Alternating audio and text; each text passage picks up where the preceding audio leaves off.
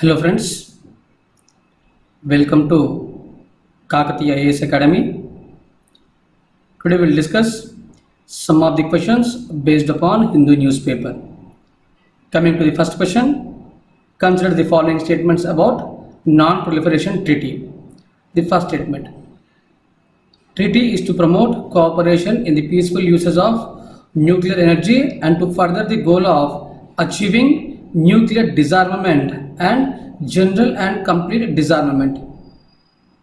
Second statement, to further the goal of non-proliferation and as a confidence building measure between the state parties, the treaty establishes a safeguard system under the responsibility of UN.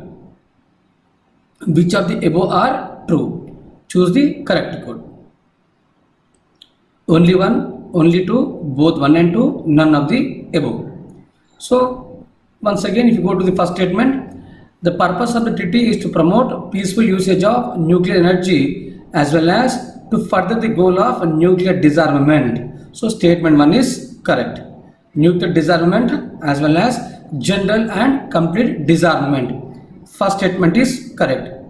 To further the goal of non-proliferation treaty, to further the goal of non-proliferation and as a confidence building measure between the state party, the treaty establishes safeguard mechanism under the responsibility of IAEA, International Atomic Energy Agency. So, but not UN. So, this second statement is wrong. It is not under the responsibility of UN. It is under the responsibility of IAEA. Right? So, answer is only one correct. Only one is the right answer. Second statement is wrong statement. Alright. So if you take this issue, this question is based upon the article published in the Hindu paper. So this article has appeared in the editorial column of Hindu newspaper. At the edge of a new nuclear arms race, the US moves to resume nuclear testing, also signaling the demise of ill-fated CTBT could be the first signs, right? So recently, right, China, the Russia as well as US, right, they took moves in testing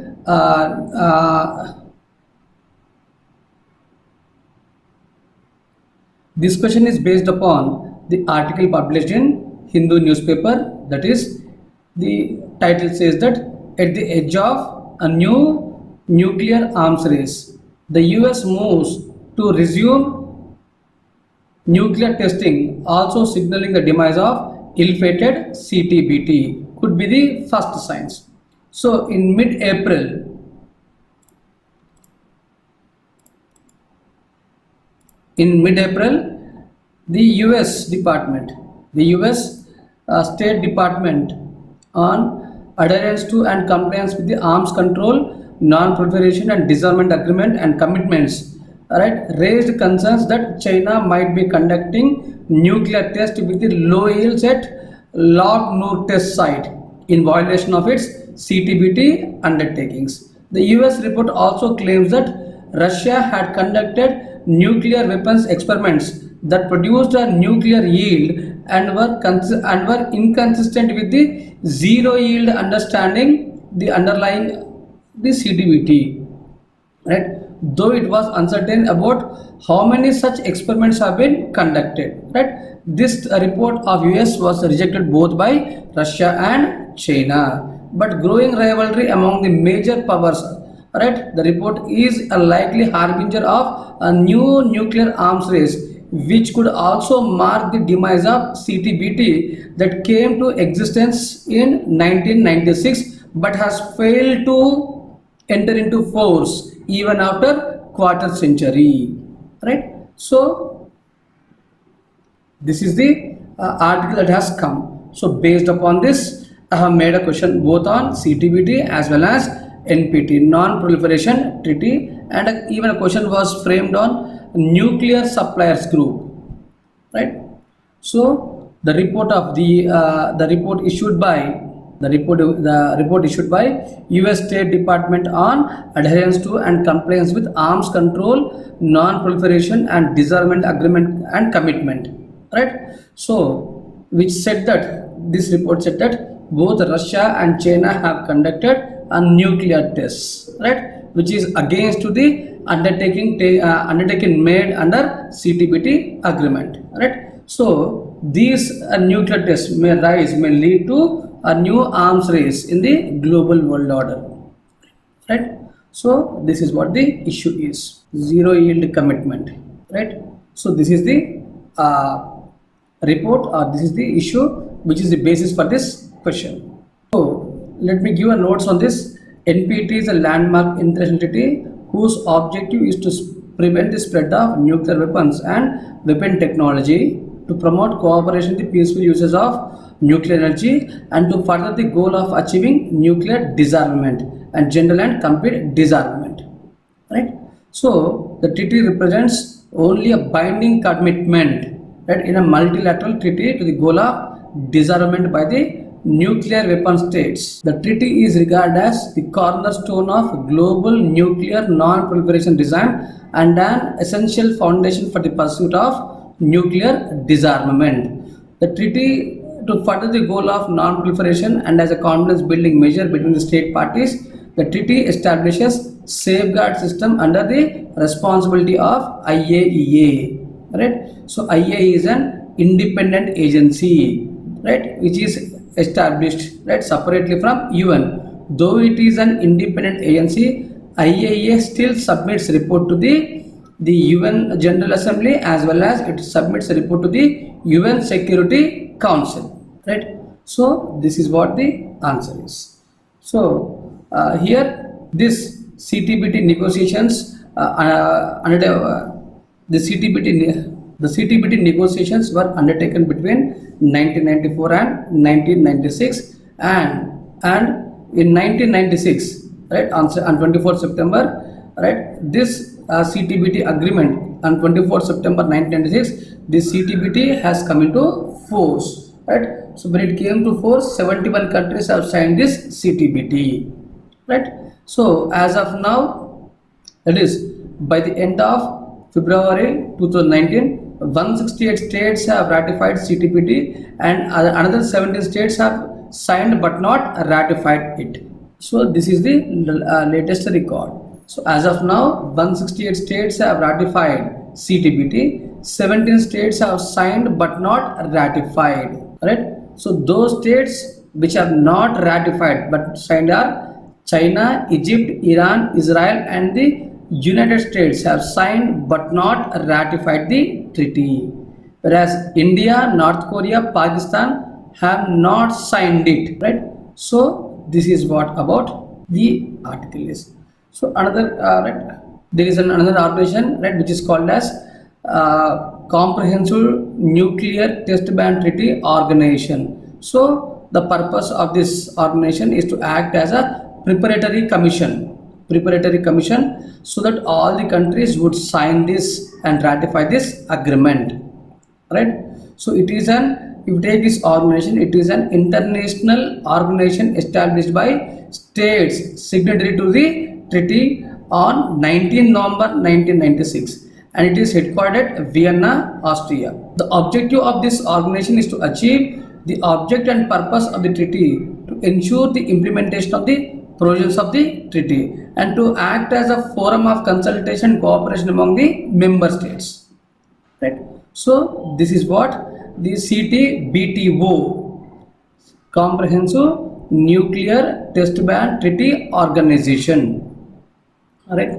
So this is the notes which you can take it from Wikipedia, or you can go to the site of UN.org disarmament, right? So here you can find the site, right? So coming to the second question, consider the following statements about Comprehensive Nuclear Test Ban Treaty Organization. So it is an international organization established by state signatories to the CTBT. It is headquartered in Geneva. All the member of UN are the members of organization. So once again, I am repeating the question. It is an international organization established by state signatories to the CTBT. It is headquartered in Geneva. All the members of UN are members of organization. Which of the above are true? Right? So first statement is correct. Second statement, it is headquartered in Geneva. So it is wrong because it is headquartered in Vienna. It is headquartered in Vienna, Austria, but not Geneva. All the members of UN are members of the organization, right? So if you go to the answer, first statement is correct, second is wrong, and third is wrong. Only one correct. Both 2 and 3 are wrong. So answer is only 1. It is answer is only. So coming to third question, which of the following countries have not signed and not ratified CTBT? Right? Egypt, China, Egypt, Iran, India, North Korea.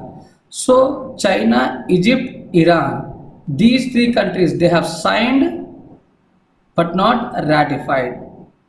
So 1, 2, 3 are not the answer. Coming to fourth and fifth, that is India and North Korea.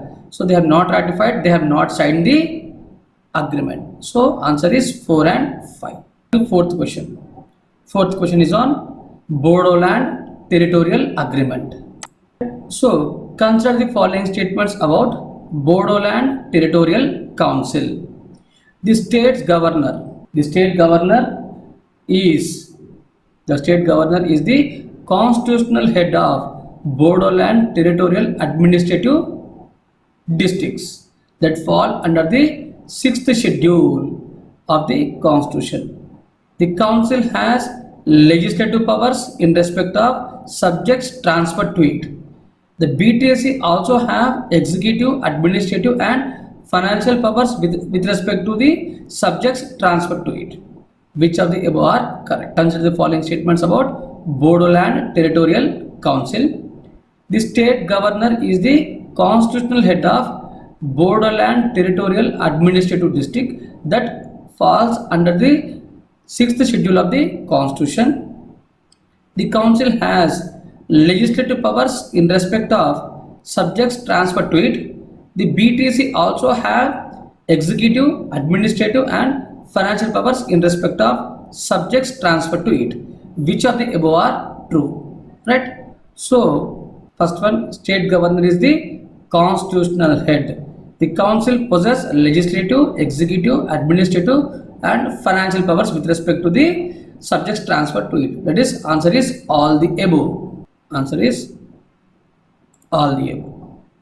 So you can get the information from the official site of Assam government. So this question is based upon the article published in the Hindu paper.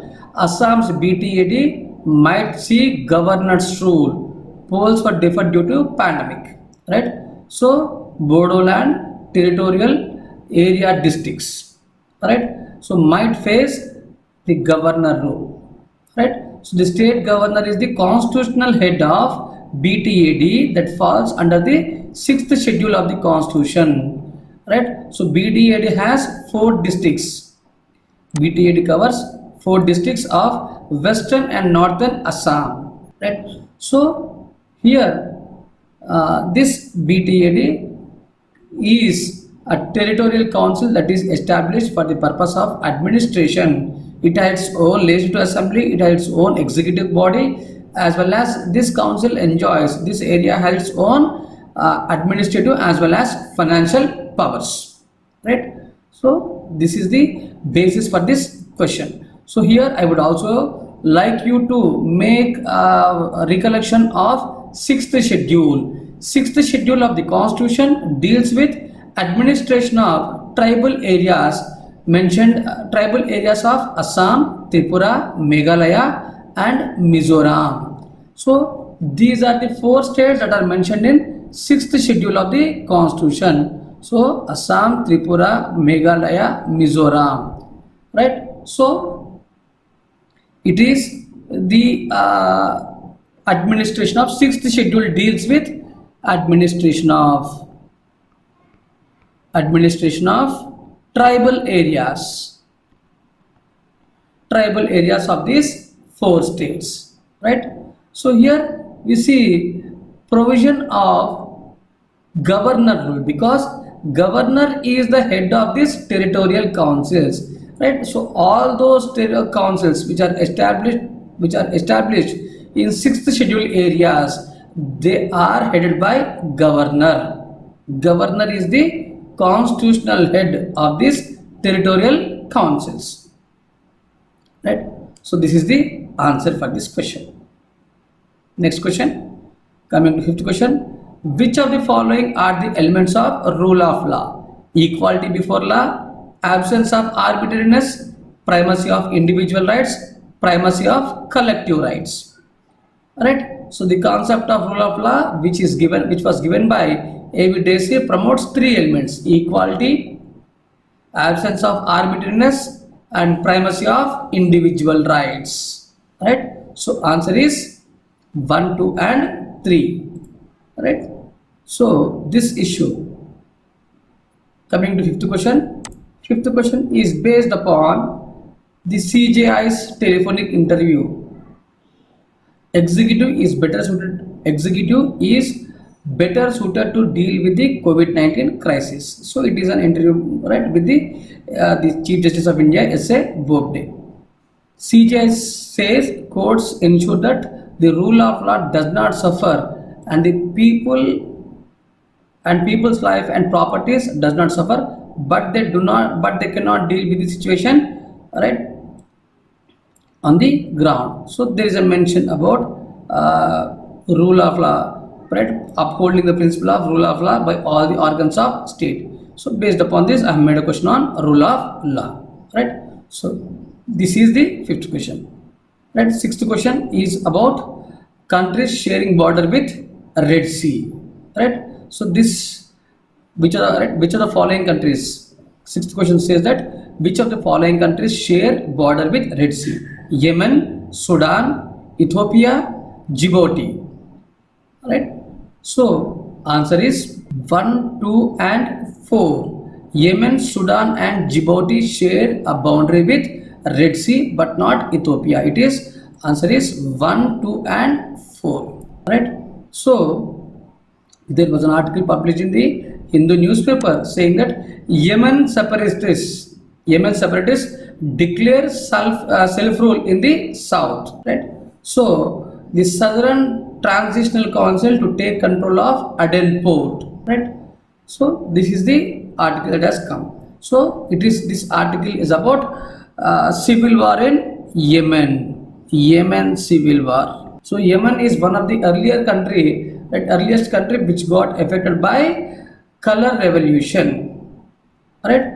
So Yemen's main southern separatist group announced that, right, it would establish a self-rule in the areas under its control, which the Saudi-backed government warned could have a catastrophic consequences, right?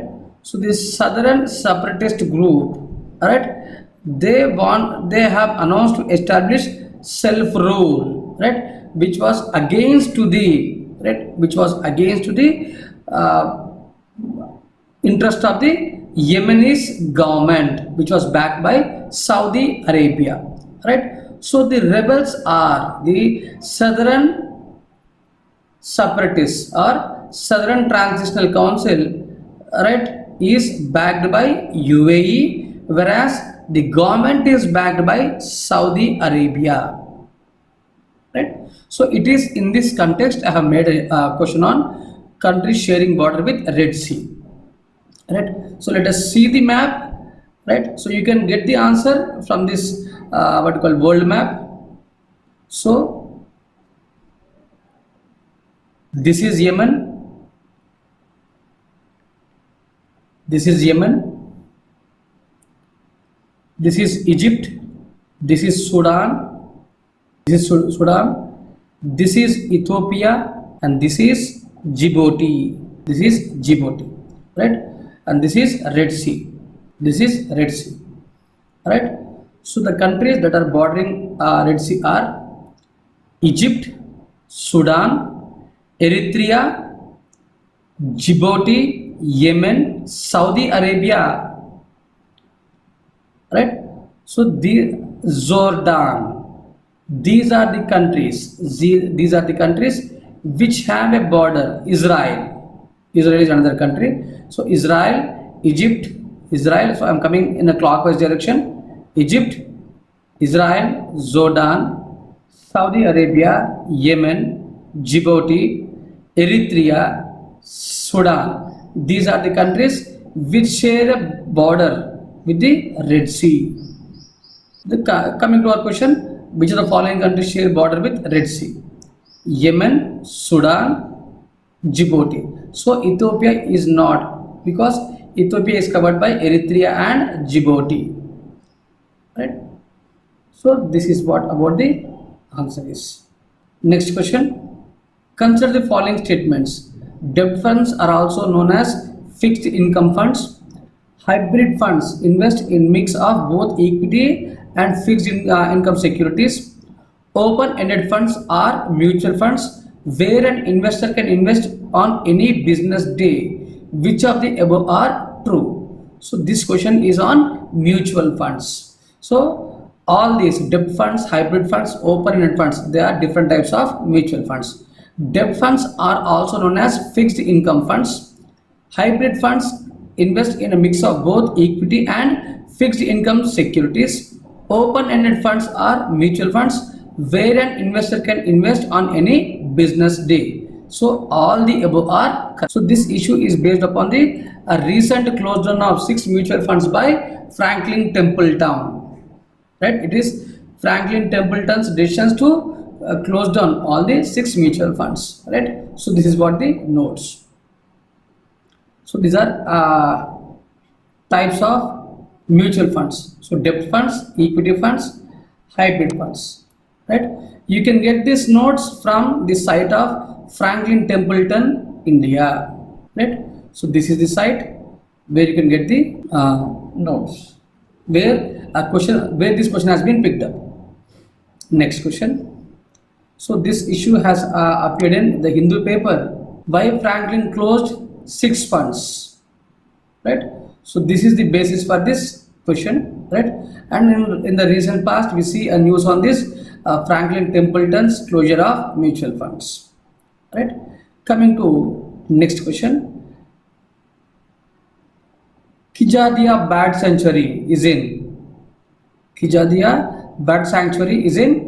Gujarat, Maharashtra, Odisha, Karnataka. The answer is Gujarat. It is in Gujarat. So recently we see a news item coming on flamingo birds. Alright, flamingo birds. Alright, so based upon that, I picked up this question. Right, even right, a news item has appeared in the Hindu paper, in the very first page of Hindu paper. Here, with population dropping due to COVID-19 lockdown, a flock of flamingos have found a safe haven in wetland in Pallikaranai near Chennai. Alright, so this is the news item. Alright, so based upon this, I have framed this question on bird sanctuaries, that is flamingo bird sanctuaries. So you can get the notes. So these are top 10 lakes and sanctuaries to see flamingo birds in India, right? So collected notes on top 10 lakes and bird sanctuaries where flamingo birds are seen frequently or where there is a migration of flamingo birds. One is Savory Mudflats in Mumbai, Thol Lake in Gujarat, Bigwan in Maharashtra, Javai Dam in Rajasthan, Flamingo City, that is Kutch Desert in Gujarat, Pulikatu Bird Sanctuary in Andhra Pradesh, Chilaka Lake in Odisha, Kijadia Bird Sanctuary in Gujarat, Nal Sarovar Bird Sanctuary in Gujarat, right? Bharatpur Bird Sanctuary in Rajasthan. So these are the these are the 10 most flamingo bird sanctuaries in India, or these are the sanctuaries where we see migration of flamingo birds frequently, right? So try to remember these sanctuaries. Which part of the following plants have a medicinal usage, right? So an article has appeared in Hindu paper on the quinoin plant, that is on quinoin, right? That is, there is a mention about cinchona plant, right? So based upon that article, frame this question. All right, so which part of the following plants has a medicinal usage? Jamun seeds, bubble leaves, bubble from leaves, kachnar roots and birds. Answer is all the above. Answer is all the above, right? So this you can get in NCERT. You can get the answer from NCERT, right? So this question in fact is picked up from NCERT book, right? So this is what a tabular column, right? Medicinal plants, you have a mention of sarpagandha, jamun, arjun, babul, neem, tulsi plant and kachnar. So I would request you to go to this NCERT. So jamun, the powder of seeds are used for controlling diabetes. Babul, leaves are used for cure for eye sores. Its gum is used for as a tonic. Kachnar, it is used to cure asthma and ulcers. The birds and roots are good for digestive problems, right? So you have other parts and other plants here. So please go through this medicinal plants which are mentioned in NCERT, right? So this question is based upon the article published in the Hindu paper on the right, where there is a mention about cinchona plant. 10th question, the basic values of Indian Constitution asserts the principle of justice, equality, fraternity, sovereignty. Alright, so answer is justice, equality, fraternity are the basic values of Indian Constitution. Sovereignty denotes nature of Indian state, right? So justice, equality, fraternity, liberty, they are the primary values of Indian Constitution, right? So this question is based upon the article published in the Hindu paper, that is an editorial of Hindu paper. Roll back the distrust, remember the core values, right? So the foundation, the basic values of Indian Constitution asserts the principles of justice, equality and fraternity, right? The basic values of Indian Constitution asserts the principle of justice, equality, fraternity, right? And reiterated by all sections of society, social and political leadership. So this is the basis for the question being asked, right? So coming to 11th question. So already I have mentioned about the reason for giving this question of nuclear suppliers group, right? So consider the following statements about nuclear supplier group. It contributes to the non-proliferation of nuclear weapons. There are currently 45 participants, right? Participant governments of the NSG. The NSG is originally known as London Club, right? So if you take the history of NSG, Nuclear Suppliers Group, right? It is originally known as London Club, right? It has established as a London Club, right? As of now, there are 48 countries. There are 48 countries in this nuclear suppliers group. It has 48 countries in the nuclear supplier group, right? So the purpose of this nuclear supplier group is to contribute to the non-proliferation of nuclear weapons, right?